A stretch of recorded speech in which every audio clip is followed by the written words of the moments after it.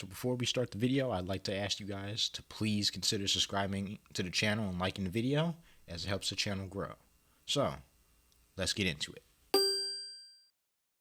Alright, so the trade deadline is over, and week 8 of the NFL season is just around the corner. And for the Chicago Bears, they will be taking on the Miami Dolphins on Sunday after a big trade deadline for them, with some new faces on this team and some old faces gone.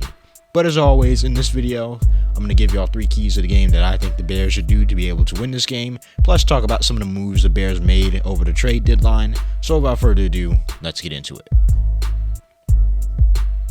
What's up, guys? KT here, back at it with another video. Today, we're doing the Bears. The Bears come off of a loss to Dallas last week in a very entertaining game. It wasn't really close. I mean, the score was closer than it indicated, but towards the end of the game, it wasn't really close, but it was still an entertaining game nonetheless. They come off the recently ended trade deadline, in which we saw a lot of movement around the league. But for the Bears, they had a very good trade deadline, and I'm going to get into some of that later in the video. But let's start with the first key of the game. Obviously, when you're facing the Miami Dolphins, you're going to have to deal with those two dudes, those two monsters on the offense, in Jalen Waddle and Tyreek Hill. Of course, we all know what Tyreek Hill can do. We've seen him before. Actually, they played in Chicago before when he was still with the Chiefs, and he absolutely destroyed us. And we know with Jalen Waddle, he's a very good receiver as well. You're going to have to find a way to slow them down. Of course, we have our young secondary with Kyler Gordon, Jalen Johnson, and Kendall Vildor. Of course, with Jaquan Brisker and Eddie Jackson back there. But it will still be a tough challenge to take on all that speed of the Miami Dolphins. Plus, a very good quarterback in Tua Tagovailoa. Tua is not going to be the guy to throw the ball deep all the time, and he does have a pretty weak arm compared to some other quarterbacks. But, you know, having Tyreek Hill and Jalen Waddle on one team, that's a big X factor for them, and that's going to be very difficult to stop for the Bears. You know, they didn't have a very good defensive showing last week, and that was just with CD and, you know, Michael Gallup. So I can only imagine what Tyreek Hill and Jalen Waddle will do. So you're going to have to find a way to slow them down. I think, personally, you're going to have to play 2 high safeties at all times.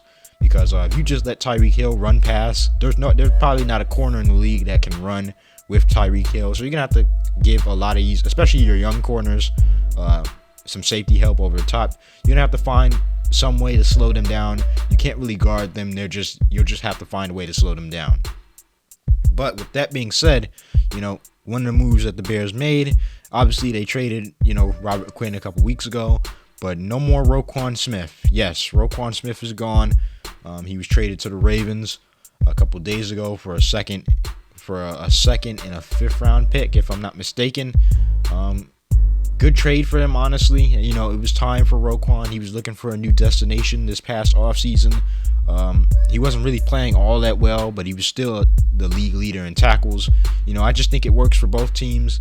The Ravens get a star-studded linebacker that may fit the system better, and the Bears get a pick. They get an extra pick. But yeah, the defense is going to have to hold up a lot, because the next thing is you're going to have to stop the run somehow. I do know the Dolphins don't run the ball all that well. They're not a particularly good running team. But, you know, Raheem Mostert, still a very good running back. I don't know if they still have Myles Gaskin, but I think they have Mostert. They did have Chase Edmonds up until yesterday, where they traded him. But, yeah, you're going to have to find a way to stop the run somehow, because if there's any indication, Tony Pollard last week absolutely destroyed us.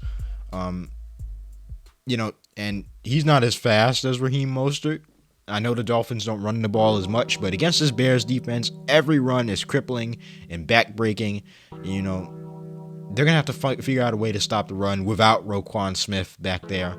You know, it's going to be even more of a challenge. I do not expect the defense to play as well or well at all, especially in run support. But, you know, it may be worth, you know, seeing what you have in Jack Sanborn. You know, Sterling Weatherford is coming off the bench. You know, Nicholas Morrow, he probably won't be on here too much longer, or going into next season. So, you know, it's interesting to see what you have in Weatherford and Sanborn. Of course, you know, stopping the run is always a difficult task because you don't have the big defensive line. So the Bears are gonna have to figure out a way to fill those run gaps and just slow down that Miami offense, because if Miami is able to run the ball, they're gonna do that, and that helps their quarterback in Tua with his play, because they can do all types of things. They can run play action, they can run options with him. He's not uber athletic, but he's athletic enough to cause damage to a defense. The Dolphins are a very good team, especially with Tua back. So, it all starts with stopping the run. If you can stop the run, that will also make it easier for you, to stop the pass of the Miami Dolphins. But, stopping the run is always important. We'll see what happens without Roquan Smith there. Thank you, Roquan Smith, for all you've done for the city. I'll never forget the game where he had that sack on Aaron. His very first game, he sacked Aaron Rodgers on Sunday Night Football. I'll never forget that game. But, it was time to move on. Hopefully the Bears' run defense doesn't suffer more because of it. But I'm here for the ride.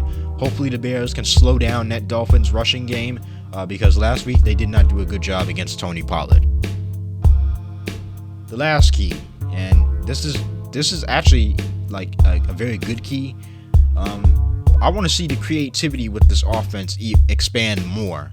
Now, if you haven't heard the news, if you've been living under a rock, or you haven't been, on the internet as of recently, you wouldn't know that the Bears traded for Chase Claypool as of yesterday. Yes, Justin Fields finally has a receiver he can throw to. That means you're going to have a whole bunch of things that you can do with this offense. Now with Chase Claypool in the lineup, a guy who can catch the jump ball, a guy who can run crisp routes. He's not the best route runner, but he can get open when you need him to.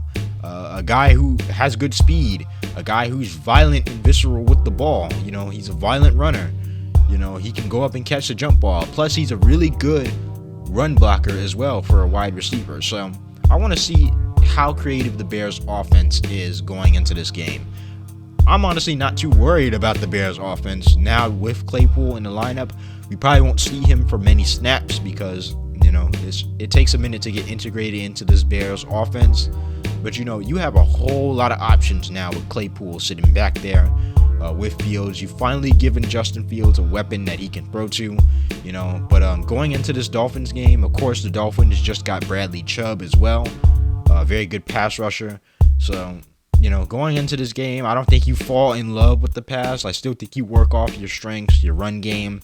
Get David Montgomery his 15 carries, get Khalil Herbert his 15 carries. Use Fields' legs, get in options, short passes for a minute. Then you try to work in the intermediate stuff. Maybe we see one deep ball to Claypool, but I just want to see how creative this offense is now with Claypool on our offense now. You can run a lineup out there with Claypool, Mooney, or Claypool, Harry, Mooney. There's a lot of options this Bears offense can go with. You got Valus as a gadget guy.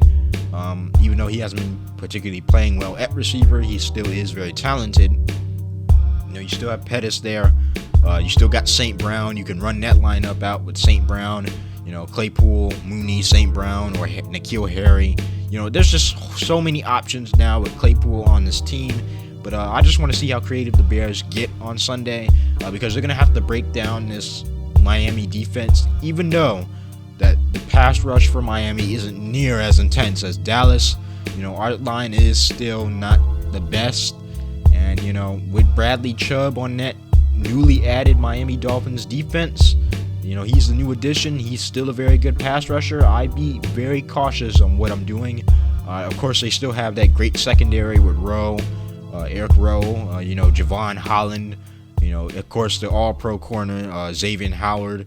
And I think they still have Byron Jones as well. Don't quote me on that. I think that's his name. I think his name is Byron Jones.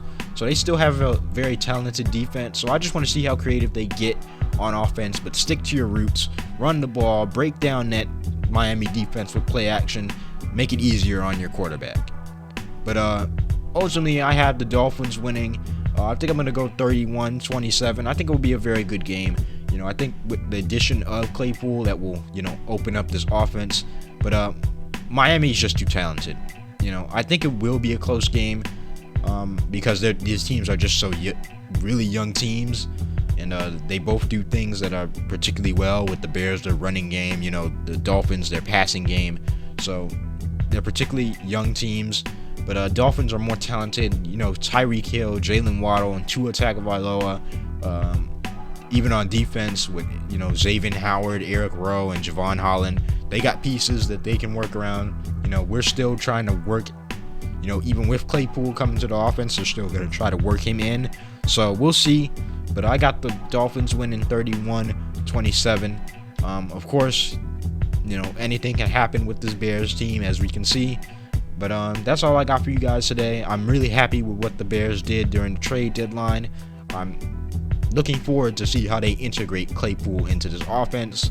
But I'm going to get up out of here. Thank you guys for watching. If you enjoyed this video, please consider subscribing to the channel and liking the videos. It helps the channel grow. Hit that notification bell so you get notified every time I drop one of these Bears videos. Follow me on social medias. I will be, you know, tweeting live during the game on Sunday. And I'm out. Peace.